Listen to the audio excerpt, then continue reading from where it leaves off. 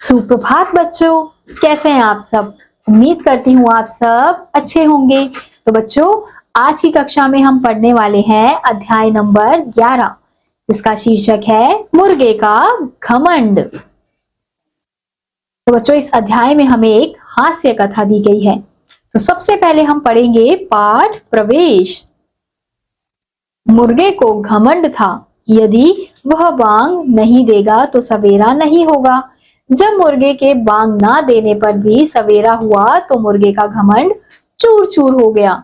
तो बच्चों, इस अध्याय में हमें एक कहानी दी गई है, किसके ऊपर? मुर्गे के ऊपर, जिसको अपने ऊपर इतना घमंड है कि उसे लगता है कि अगर वो बांग नहीं देगा तो सुबह नहीं होगी, यानी कि सवेरा नहीं होगा। और जब उसके बांग दिए बिना भी सवेरा हो जाता है तो उसका घमंड चूर चूर हो जाता है। तो इसी आधार पर ये कहानी हमें दी गई है। तो चलिए कहानी को शुरू करते हैं।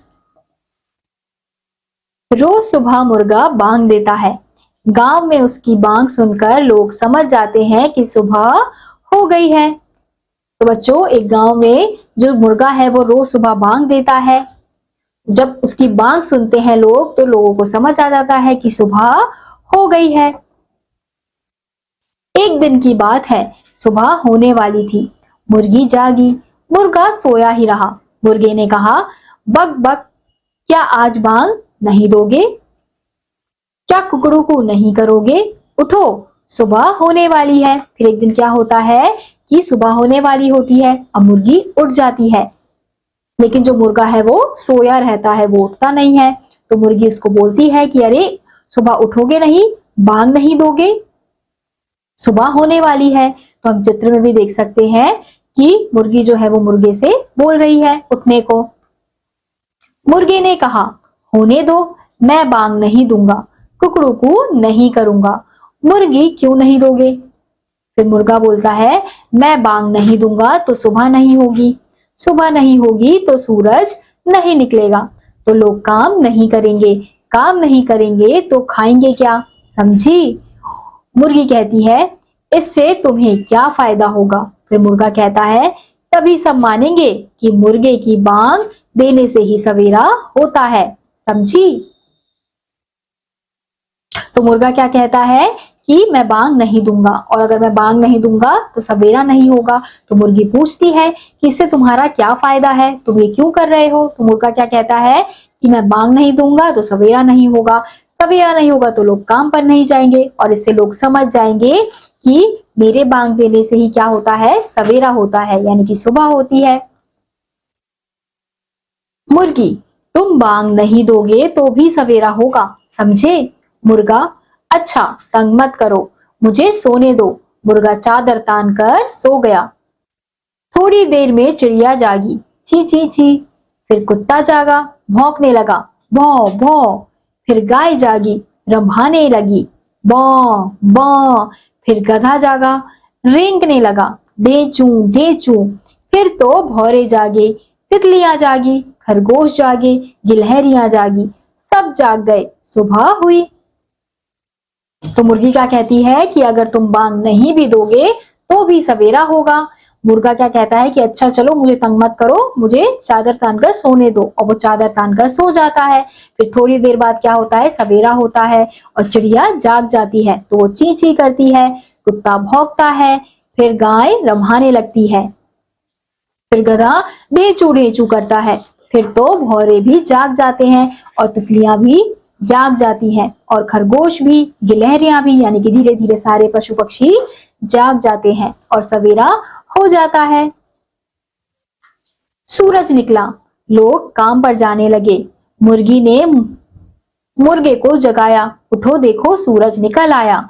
मुर्गे ने आंखें नहीं खोली, बोला, मैं सोया तो सूरज सोया, सब है सोए तू भी सो जा। सूरज जो है वो निकल आता है तो लोग काम पर जाने लगते हैं। फिर मुर्गी क्या कहती है? उसे उठाती है कि उठ जाओ, देखो सूरज निकल आया है और सवेरा हो गया है, तो आंखें खोलो। फिर मुर्गा जो है वो आंखें खोलकर क्या कहता है कि मैं सोया तो सूरज सोया, यानी कि अगर मैं सो रहा हूं तो सूरज भी सोएगा, इसलिए सब सोएंगे, इसलिए तू भी सो जा। मैंने बांग नहीं दी तो सूरज कैसे उगेगा? तो मुर्गा क्या सोचता है कि उसने बांग नहीं दी तो सूरज उगेगा ही नहीं, यानी कि सवेरा होएगा ही नहीं। फिर मुर्गी बोली, उग गया सूरज, जग गए लोग, तू है सोया, आंख तो खोल। तो मुर्गी क्या उत्तर देती है उसे कि सूरज उग गया है और लोग भी जग गए हैं, केवल तू सोया हुआ है, तो इसलिए आंखें खोल। मुर्गे ने आंखें खोली, आसमान की ओर देखा, हाँ सूरज तो निकल आया। फिर आसपास देखा, लोग अपने अपने काम में लग गए थे। फिर जैसे ही मुर्गा आंखें खोलता है और आसमान की ओर देखता है तो उसे क्या नजर आता है कि सूरज जो है वो निकल आया है और आसपास के लोग अपना काम कर रहे हैं। मुर्गा हड़बड़ा कर उठा, पंख फड़फड़ाए, गला साफ किया, फिर बोला कुकड़ू कू, पर आवाज साफ नहीं निकली। फिर मुर्गा जो है वो हड़बड़ा कर उठता है और फिर अपना गला साफ करता है, फिर बांग देता है कुकड़ू कू, लेकिन उसकी आवाज साफ नहीं होती। सुनकर लोग हंसने लगे, आज मुर्गे को क्या हो गया, इतनी देर में बांग दे रहा है। मुर्गी बोली, देखो तुम नहीं जागे तो भी सुबह हुई, सूरज निकला, तुम ही पिछड़ गए, अपना काम समय पर किया करो, समझे? मुर्गे ने गर्दन नीची कर ली और बोला, समझ गया। फिर लोग जो है उसकी आवाज सुनकर हंसते हैं क्योंकि मुर्गा सही से बांग नहीं देता है।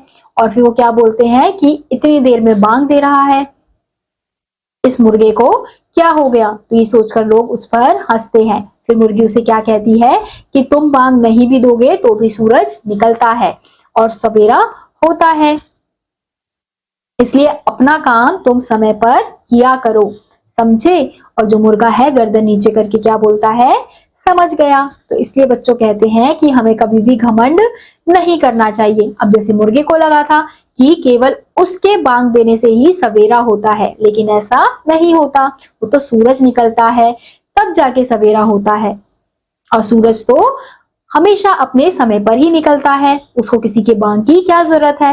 लेकिन मुर्गा सोचता है कि उसके बांग देने से ही सूरज है जो निकलता है और उसका घमंड वहीं पर चूर चूर हो जाता है जब वो सूरज को देखता है। तो इसलिए हमें कभी भी घमंड नहीं करना चाहिए और अपना काम समय पर करना चाहिए। तो इसी के साथ आज का यह अध्याय यहीं समाप्त होता है। उम्मीद करती हूँ आपको यह अध्याय समझ आया होगा। मैं आपसे मिलूंगी अगली कक्षा में, तब तक के लिए आप सभी बच्चे पढ़ते रहिए और खुश रहिए। बाय।